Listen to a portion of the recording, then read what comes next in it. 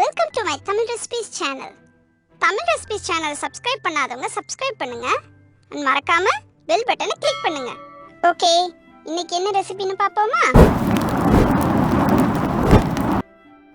ஓமப்பொடி.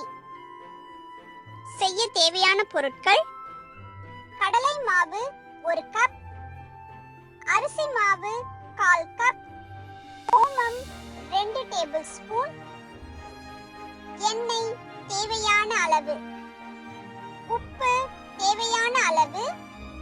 எப்படி செய்யறதுன்னு பாப்போமா? ஓமத்தை நல்லா நைஸா அரைச்சுக்கோங்க.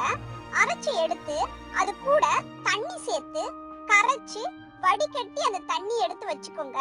அதுக்கப்புறம் ஒரு பாத்திரத்துல கடலை மாவு, அரிசி மாவு, உப்பு சேர்த்து நம்ம வடிகட்டி வச்சிருக்க ஓம தண்ணியும் சேர்த்து தேவையான அளவுக்கு இன்னும் கொஞ்சம் தண்ணி சேர்த்து நல்லா கெட்டியா பிசைஞ்சு எடுத்து வச்சுக்கோங்க.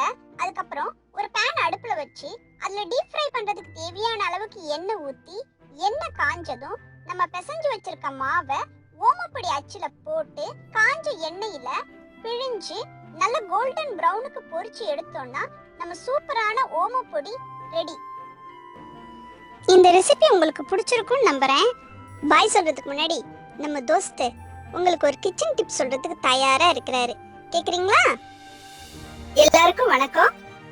ஒரு சிலருக்கு உள்ளங்கை உள்ளங்கால்ல ரொம்ப ஸ்வெட் ஆகும். அப்படி இருக்கிறவங்க இளந்த மர இலைய எடுத்து நல்லா நசுக்கி சாறு எடுத்து உள்ளங்கையிலயும் உள்ளங்கால்லையும் தடவிட்டு வந்தா ஸ்வெட் ஆகிறது கம்ப்ளீட்டா நின்றுங்க.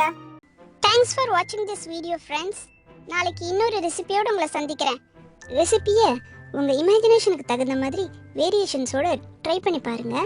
அதோட ஃபோட்டோஸ் அண்ட் வீடியோஸை சேனலோட ஃபேஸ்புக் பேஜில் கண்டிப்பாக ஷேர் பண்ணுங்க. அப்புறம் ஒரு முக்கியமான விஷயம் ஃப்ரெண்ட்ஸ், தமிழ் ரெசிபிஸ் சேனலை சப்ஸ்கிரைப் பண்ணாதவங்க சப்ஸ்கிரைப் பண்ணுங்க and மறக்காம பெல் பட்டனை கிளிக் பண்ணுங்க. சரியா? Okay, by.